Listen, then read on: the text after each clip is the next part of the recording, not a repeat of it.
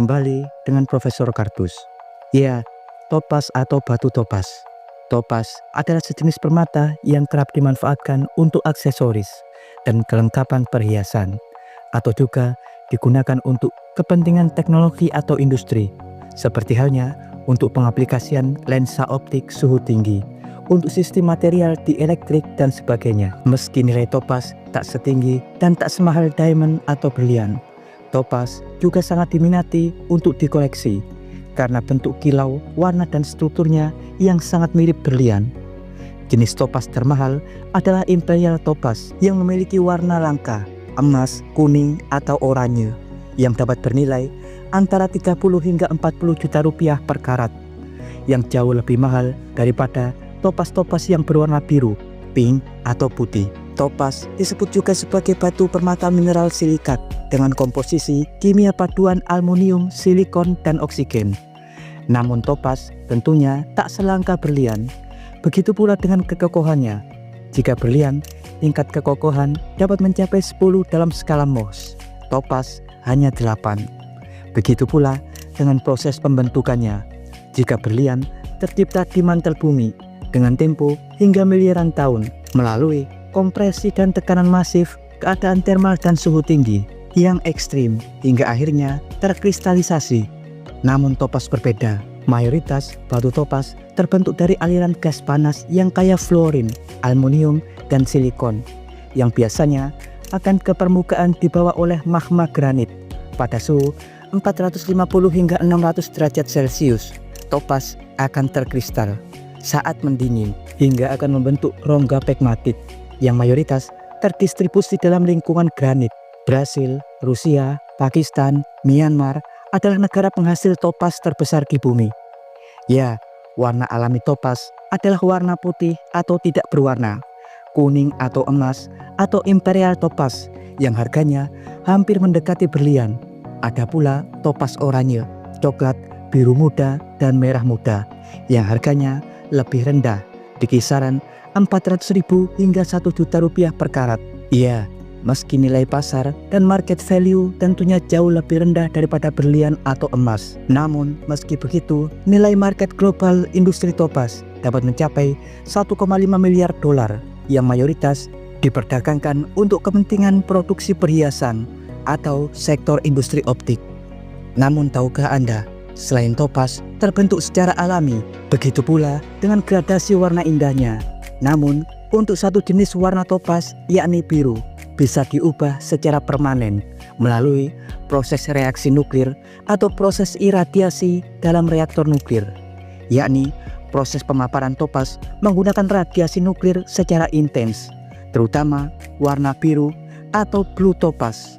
Ya, warna topas yang dapat diubah melalui proses reaktor nuklir hanya akan berubah ke warna biru. Seperti yang kita tahu, umumnya warna topas di alam yang berwarna biru adalah biru muda. Tapi dalam proses reaksi nuklir, warna biru muda tersebut dapat diperkuat hingga menghasilkan 3 jenis warna topas baru, yakni Swiss Blue atau biru cerah, kemudian London Blue atau biru gelap, dan Electric Blue, yakni biru tajam. Ya, Rusia adalah negara terbesar yang memproduksi topas-topas sintetik iradiasi nuklir. Karena faktanya, proses sintetifikasi warna ini memang pertama kali dikembangkan oleh tim ilmuwan Rusia dari Institut Kurchatov. Hingga kini, Laboratorium Institut Kurchatov Rusia adalah produsen terbesar yang menghasilkan topas biru sintetik. Mayoritas topas-topas sintetik biru tersebut dihasilkan dari reaktor riset khusus, reaktor-reaktor yang biasanya berdaya rendah, karena memang reaktor tersebut tak difungsikan untuk menghasilkan listrik. Reaktor riset paling umum digunakan untuk menghasilkan material-material radioaktif berat untuk bidang kesehatan, dan salah satunya untuk proses iradiasi sintetik batu topas. Ya, topas-topas biru iradiasi umumnya disintetik dari batu topas-topas berwarna putih atau biru muda yang harganya jauh lebih murah, di mana kemudian batu-batu topas tersebut akan ditempatkan dalam kontainer iradiasi yang terbuat dari kapsul aluminium atau kapsul kuarsa yang kemudian akan dimasukkan dalam reaktor nuklir. Umumnya reaktor air bertekanan atau reaktor PWR. berdaya rendah, berbahan bakar uranium dan paduan MOX.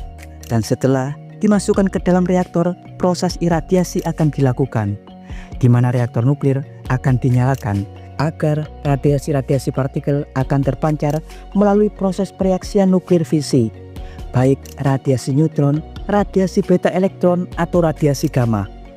Jika reaktor nuklir difokuskan untuk menghasilkan radiasi neutron, maka hasil topas yang didapat adalah London Blue atau topas dengan biru paling gelap. Jika difokuskan iradiasi menggunakan iradiasi elektron, maka topas yang dihasilkan adalah Swiss Blue atau biru cerah. Sedang jika radiasi yang difokuskan adalah sinar gamma untuk iradiasi, maka topas yang dihasilkan adalah electric blue. Biasanya proses iradiasi atau pemaparan sinar radiasi pada topas bisa dilakukan dalam tempo 14 hingga 40 hari. Namun garis besarnya, proses kimia yang terjadi adalah proses ionisasi, di mana ketika topas ditembak dan dihujani atau dibombardir dengan radiasi, maka ionisasi terbentuk, di mana elektron-elektron valensi pada kristal topas akan terlepas atau bergeser dalam susunan atom yang akan membentuk gugus atom berbeda, baik membentuk celah lubang elektron dan sebagainya, di mana nantinya ketika topas terkena cahaya atau foton, gradasi warna tertentu akan dihasilkan karena cahaya akan terproyeksi sesuai dengan struktur perubahan kristal.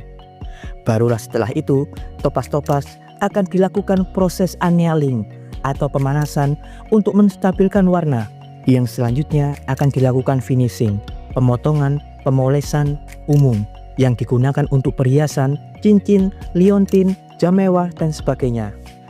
Diketahui tiap tahun, nilai ekspor topas iradiasi Rusia dapat mencapai 11 hingga 12 juta dolar, sekitar 200 miliar rupiah, yang menjadikan Rusia adalah eksportir batu topas iradiasi terbesar di dunia. Dan berikut informasi singkat dari Profesor Kardus tentang proses iradiasi nuklir topas di reaktor. Jangan lupa like dan subscribe di channel Profesor Kardus. Tak berijasa, tapi jenius. Profesor Kardus dari Institut Kurchatov mengabarkan